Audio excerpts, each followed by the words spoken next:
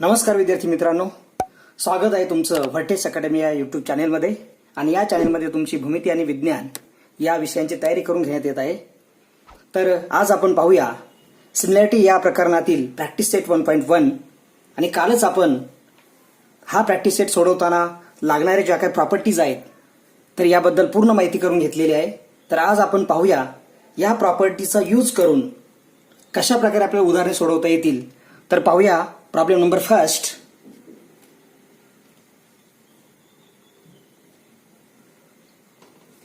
Base of a triangle is 9 and height is 5. Base of another triangle is 10 and height is 6.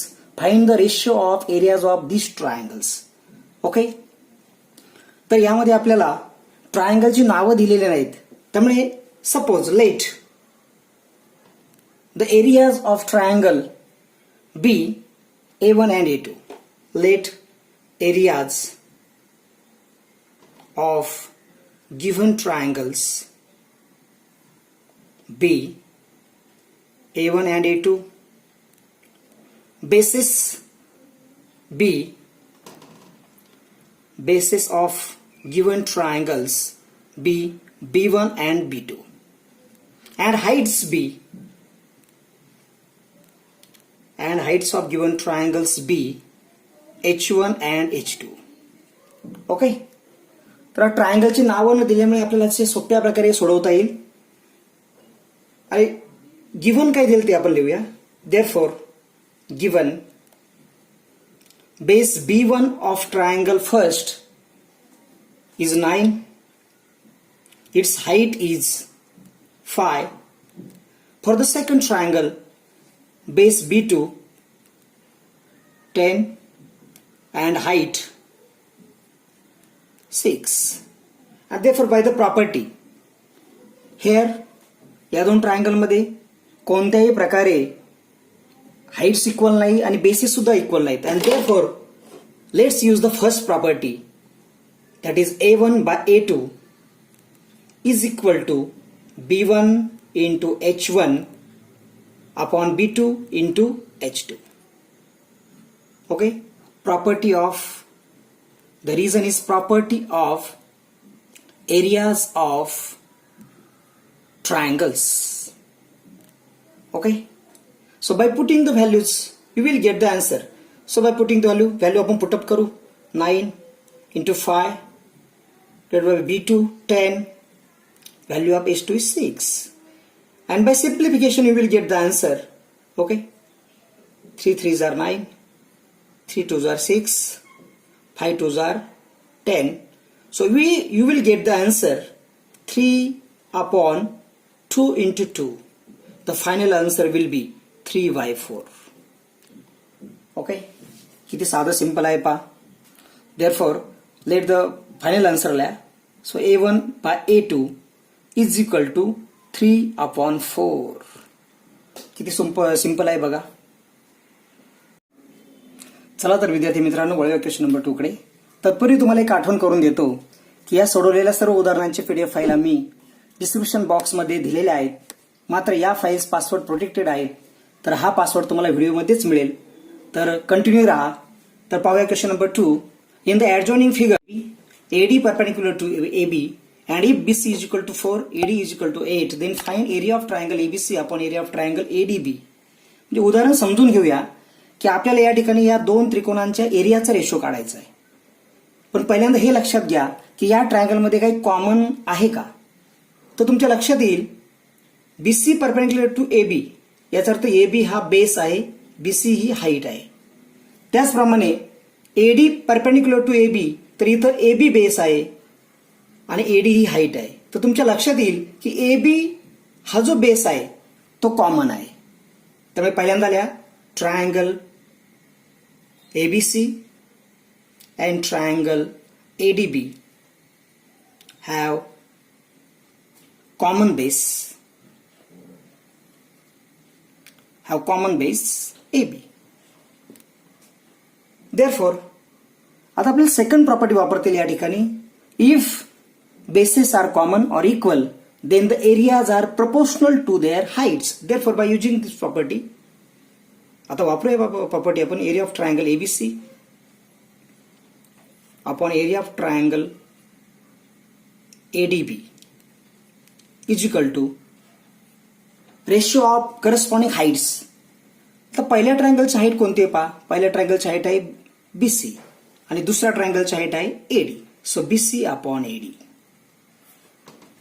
शॉर्टकटमध्ये theorem किंवा property लिहा.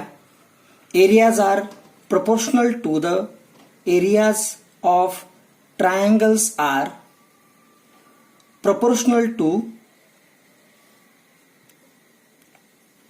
heights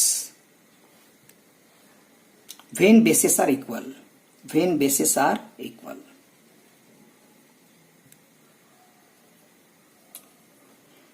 Therefore, by putting the values BC 4, AD 8, by simplifying you will get 1/2. This is the answer. चला तर विद्यार्थी मित्रांनो पाहूया question number 3. In the adjoining figure, segment PS perpendicular to segment QR and segment QT perpendicular to segment PR. If RQ is equal to 6, RQ तुम्हाला 6 दिलेली आहे, PS is equal to 6, PR is equal to 12. पूर्ण PR तुम्हाला 12 दिलेली आहे आणि you have to find QT. तर तुमच्या लक्षात येईल या ठिकाणी हा जो ट्रायंगल आहे याचा QR हा एक बेस आहे आणि QR बेस जर आपण कन्सिडर केला तर PS ही त्याची हाईट आहे. तर आपण पहिल्यांदा याचा बेस आणि हाईट माहित असल्यामुळे आपण त्याचा एरिया काढूया. Therefore solution area of triangle PQR बघा फार सोपं आहे. Is equal to half base QR आणि QR बेस घेतला तर हाईट आपल्याला घ्यावी लागेल PS into PS by formula. Okay.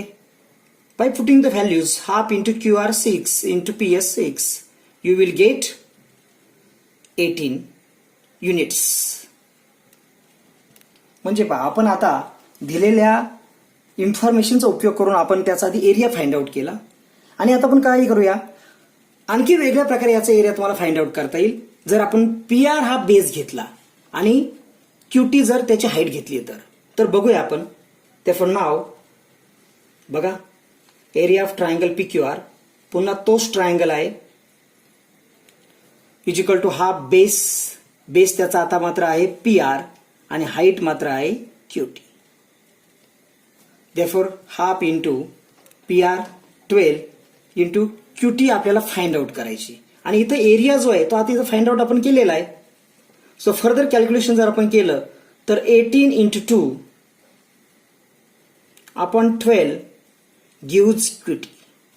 So final answer will be, therefore QT will be, if divided by 6, then 3 into 2 upon 2 get cancelled and you get the value of QT 3 units. बघा म्हणजे problem फार सोपा होता. तर हे जे problem आपण solve केलेले आहेत या सगळ्यांच्या याच्यावर आधारित एक टेस्ट आपण तयार केलेली आहे आणि ही टेस्ट सुद्धा तुम्हाला ऑनलाईन सोडवता येईल. तर ती सुद्धा डिस्क्रिप्शन बॉक्समध्ये आपण दिलेली आहे.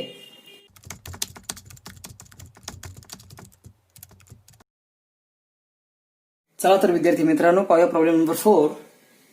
तर मी रीड आउट करतो. बघा फार सोपा प्रॉब्लेम आहे. In the adjoining figure AD parallel to BC.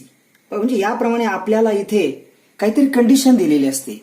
AD parallel to BC याचा अर्थ ह्या दोन पॅरलल लाईन्स आहेत आणि आपल्याला माहिती आहे जर पॅरलल लाईन असतील तर त्यांच्यातलं जे डिस्टन्स आहे हे डिस्टन्स काय असतं कॉन्स्टंट असतं आणि याच्यामुळे हीच त्या पॅरलल लाईन मध्ये समाविष्ट असणाऱ्या त्रिकोणाची उंची असते. म्हणजे इथं हाईट्स इक्वल आहेत.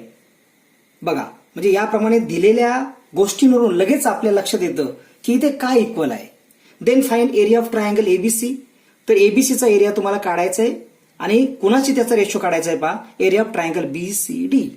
तर तुमच्या लक्षात येईल इथे मी आता लिहितो as triangle ABC and triangle BCD lie between two parallel lines.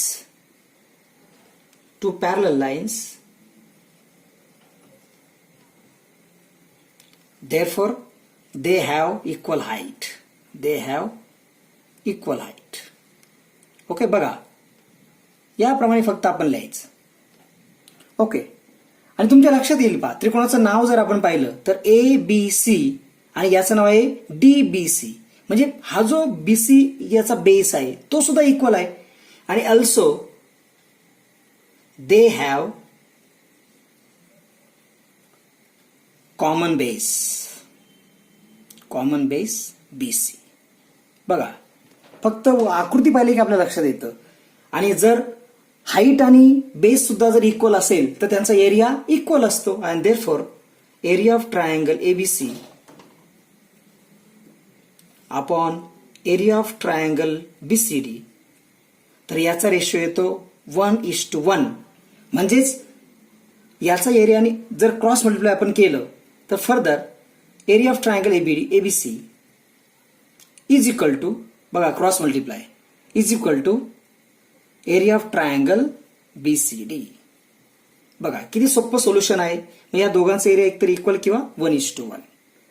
तर याप्रमाणे जर आपण प्रॉपर्टी लक्षात ठेवली तर कोणते उदाहरण तुम्हाला सहजपणे सोडवता येईल. तर क्वेश्चन नंबर 5 या ठिकाणी मी सोडून देत नाही, पण ते सुद्धा मी PDF फाईलमध्ये सोडून दिलेलं आहे.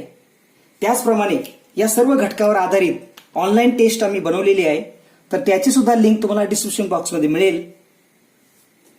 तर यासाठी लागणारा पासवर्ड मी तुम्हाला आता देत आहे, आणि पासवर्ड आहे